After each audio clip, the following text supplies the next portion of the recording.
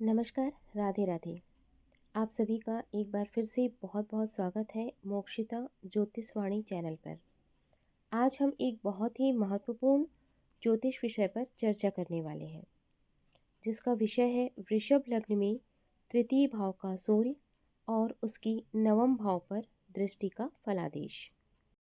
इसमें हम जानेंगे कि क्या यह योग व्यक्ति को सेल्फ मेड बनाता है, या क्या ऐसे लोगों का भाग्य देर से खुलता है। क्या पिता, गुरु और धर्म से जुड़े जीवन में विशेष घटनाएं क्या होती हैं? यदि आपकी या किसी परिचित की कुंडली में सूर्य तृतीय भाव में है, तो यह वीडियो आपके लिए बहुत ही महत्वपूर्ण है। और अगर आप ज्योतिष के विद्यार्थी हैं, तो वीडियो को पूरा देखें और बहुत अच्छी तरीके से इसे समझने की कोशिश करें। इस कुंडली के माध्यम से हम, अगर वृषभ लग्न की कुंडली में तीसरे भाव में सूर्य हैं, तो उसका जीवन में क्या प्रभाव पड़ेगा, ये हम बहुत ही सरल तरीके से लेकिन बहुत ही डीपली समझने वाले हैं। अगर आपने वृषभ लग्न से संबंधित इसके पहले की 2 वीडियो नहीं देखे हैं, तो उनको भी प्लेलिस्ट में जाकर अवश्य देख लें, जहाँ की हमने वृषभ लग्न की कुंडली के प्रथम भाव में सूर्य होने पर और वृषभ लग्न की कुंडली में द्वितीय भाव में सूर्य होने पर जीवन पर क्या प्रभाव पड़ता है, इसका बहुत ही विस्तार से वर्णन किया है। तो आइए अब हम शुरू करते हैं कि वृषभ लग्न में तृतीय भाव का सूर्य क्या कहता है। इसके लिए हम सबसे पहले इसके मूल सिद्धांत को समझते हैं। सबसे पहले हमें यह समझना चाहिए कि टॉरस असेंडेंट में सूर्य कौन से भाव का स्वामी होता है। तो टॉरस लग्न में सूर्य चतुर्थ भाव का स्वामी होता है। चतुर्थ भाव यहाँ पर सिंह लग्न का है। और चतुर्थ भाव का अर्थ क्या है? चतुर्थ भाव होता है माता का, सुख का, वाहन, संपत्ति, घर, शिक्षा। जब चतुर्थेश अर्थात कि सूर्य तृतीय भाव में बैठता है, तो यह एक विशेष योग बनाता है, क्योंकि तृतीय भाव को पराक्रम, साहस, प्रयास, संचार, मीडिया, लेखन, छोटे भाई बहन और सेल्फ एफर्ट का घर माना जाता है। अब हम इसे आगे इस तरीके से समझेंगे कि तृतीय भाव में सूर्य का सामान्य फल क्या होगा। तो इस स्थिति में व्यक्ति बहुत ही साहसी होता है, सेल्फ मेड होता है, संघर्ष से सफलता प्राप्त करने वाला होता है। साथ ही साथ वह एक आत्मविश्वासी व्यक्ति होता है और प्रभावशाली वक्ता बनता है। इनके अंदर प्रशासनिक क्षमता होती है। ऐसे जातक किसी की मदद पर निर्भर नहीं रहते, बल्कि अपनी मेहनत से ही ये अपना जीवन बढ़ाते हैं। ऐसे जातकों के अंदर लीडरशिप की क्वालिटी होती है और साथ ही ये सरकारी क्षेत्र, प्रशासन, पुलिस, सेना, राजनीति या मीडिया में इनको अधिक से अधिक सफलता मिल सकती है। अगर हम इसी स्थिति में भाइयों और संचार पर प्रभाव को समझना चाहें, तो तृतीय भाव छोटे भाई बहनों का होता है। यहाँ सूर्य होने से भाई बहनों पर अधिकार की भावना रहती है, क्योंकि आप सभी जानते हैं कि सूर्य अथॉरिटी को बताता है। कभी कभी ईगो क्लैश भी हो सकता है। भाई बहनों से कोई सरकारी या प्रतिष्ठित पद पर जा सकता है।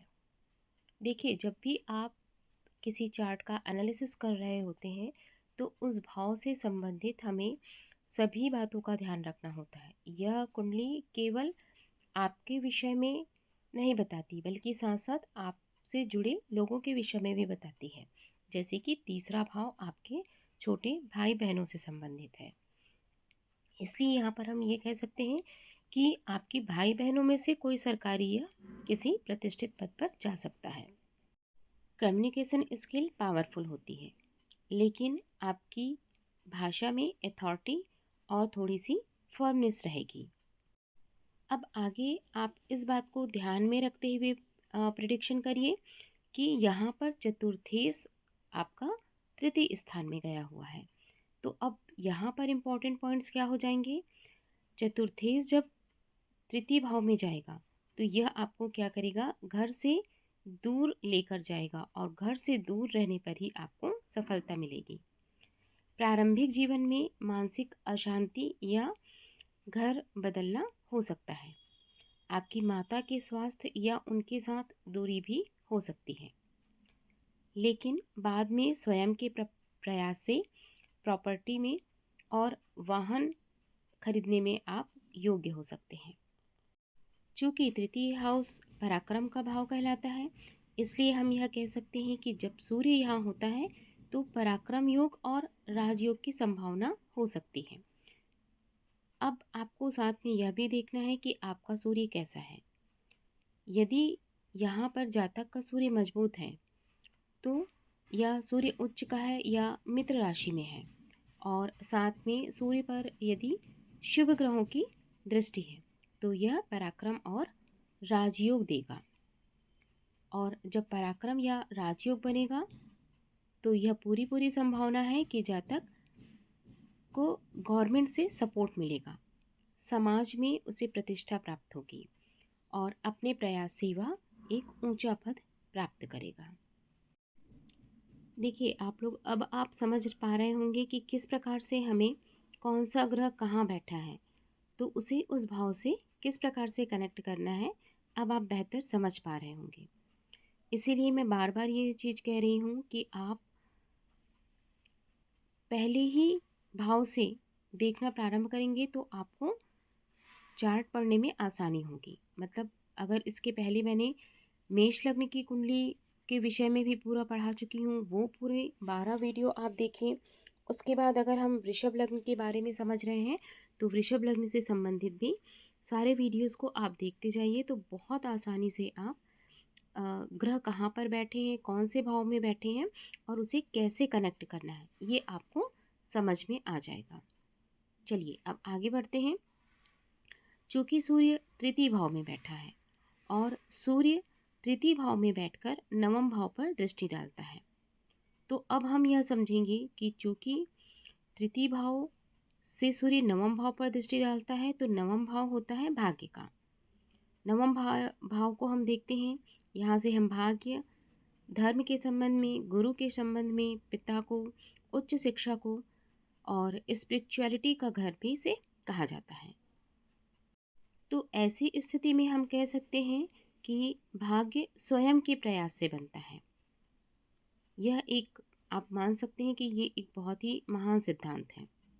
साथ में आप यह भी कह सकते हैं कि ऐसा व्यक्ति जन्म से भाग्यशाली नहीं होता, बल्कि केवल और केवल अपने प्रयास से ही अपना भाग्य बनाता है।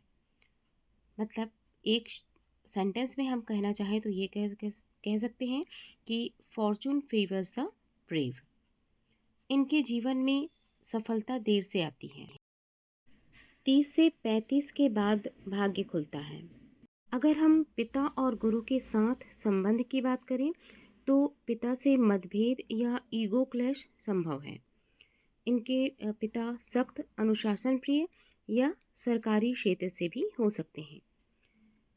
जातक अपने पिता से अलग सोच रखता है, लेकिन अंत में पिता से सम्मान और सपोर्ट भी मिलता है। और अगर इसी को हम गुरु के मामले में समझना चाहें तो व्यक्ति में ट्रेडिशनल बिलीफ और ब्लाइंडली फॉलो नहीं करता, यह स्वयं रिसर्च करता है, गुरु की आज्ञा का पालन अवश्य करता है, आधुनिक और प्रैक्टिकल स्पिरिचुअलिटी को अपनाता है। साथ ही यह कहा जा सकता है कि यह जातक कर्मवादी होता है। इसे अभाग्य से ज़्यादा अपने कर्म पर विश्वास होता है। इसे तपस्या, मंत्र साधना, सूर्य की उपासना, ध्यान और योग से उन्नति, इस पर विश्वास भी होता है और यही करने से इसके जीवन में तरक्की भी होती है। अगर हम ऐसे जातकों के कैरियर की बात करें तो हम यह कह सकते हैं कि ऐसे जातक मीडिया, राइटिंग या journalism, legal profession, government service, politics, army, administration, इन सभी क्षेत्रों में ऐसे जातकों को सफलता मिलती है। चूँकि नवम भाव पर दृष्टि है, इसलिए विदेश यात्रा, विदेशी संपर्क या इंटरनेशनल वर्क की संभावना भी ऐसे जातकों के लिए बहुत ही हाई होती है। अब हम देखेंगे कि यदि सूर्य कमज़ोर हो नीच का हो या पाप ग्रहों से ग्रसित हो या सूर्य शत्रु राशि में बैठा हो, तो ऐसे जातकों पर इसका क्या प्रभाव पड़ेगा। ऐसे जातकों के लिए ईगो इनके लिए बहुत बड़ी प्रॉब्लम हो जाएगी। भाई बहनों से विवाद होगा, पिता से दूरी हो सकती है, भाग्य में देरी हो सकती है, मानसिक तनाव का भी ये शिकार हो सकते हैं। तो इस प्रकार से आपने देखा, और मुझे पूरी उम्मीद है कि आप बहुत अच्छी तरीके से समझ पाए होंगे कि हम किस प्रकार से ग्रहों को और उस भाव से कैसे कोरिलेट करते हैं। आइए अब हम देखते हैं कि अगर सूर्य नीच का हो या कमज़ोर हो तो हमें किस प्रकार के उपाय करने होंगे। लेकिन याद रखिएगा, केवल एक ही ग्रह की स्थिति देख करके हम पूर्ण रूप से निर्णय जातक को नहीं दे सकते हैं, लेकिन एक सामान्य उपाय जो हो सकता है वह उसकी हम यहाँ पर चर्चा कर रहे हैं। तो ऐसे जातकों को प्रतिदिन सूर्य को अर्घ देना चाहिए, गायत्री मंत्र का जाप करना चाहिए, हो सके तो रविवार का व्रत रखें। और रविवार का व्रत रखने में यह आवश्यक होता है कि आप उस दिन जो भी ग्रहण करें उसमें नमक ना हो। पिता और गुरु का सम्मान करें, तांबे का दान करें। तो हम निष्कर्ष के रूप में यह कह सकते हैं कि वृषभ लग्न में तृतीय भाव में जब सूर्य होता है तो यह एक पावरफुल और सेल्फ मेड पर्सनालिटी बनाता है। यह योग यह सिखाता है कि भाग्य से नहीं, कर्म से ही आपकी सफलता का मार्ग खुलेगा। इस प्रकार हम कह सकते हैं कि ऐसे जातक संघर्ष करते हैं, इन्हें सफलता देर से प्राप्त होती है, लेकिन समाज में ऊंचा स्थान अवश्य बनाते हैं। अगर आपको यह जानकारी अच्छी लगी हो और आपको वीडियो में सारी चीज़ें डीप में समझ आई हो तो वीडियो को लाइक करें और चैनल को सब्सक्राइब करके रखें, ताकि आगे के सारे भावों के बारे में आप इसी तरीके से डिटेल में समझ सकें। यदि आप अपनी व्यक्तिगत कुंडली का विश्लेषण चाहते हैं तो नीचे दिए गए कॉन्टैक्ट डिटेल्स पर संपर्क कर सकते हैं। अगले वीडियो में हम मिलेंगे वृषभ लग्न की कुंडली में चतुर्थ भाव के सूर्य के साथ। अगर आप किसी और विशेष टॉपिक पर वीडियो चाहते हैं तो कमेंट बॉक्स में यह भी बताएं। जय श्री सूर्यदेव, जय श्री कृष्ण।